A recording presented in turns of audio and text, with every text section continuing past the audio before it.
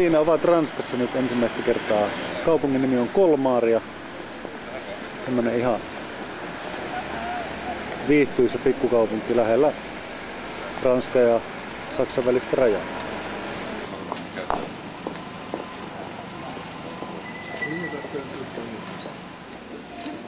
Specialitet. Tuossa on tämmöistä riuspulttua.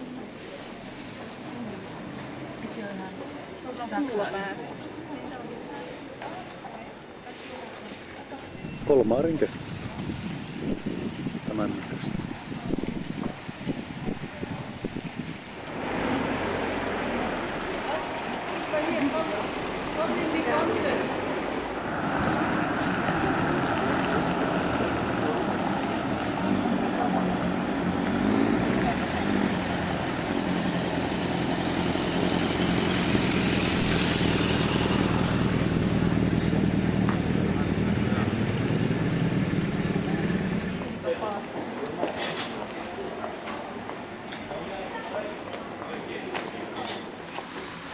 Lähdetäänkö pojille tällainen kortti linnasta, jossa emme kyllä ole käyneet.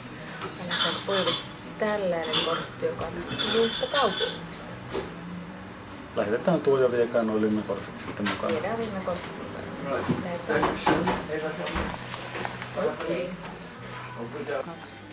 2-0. Keskipalkka.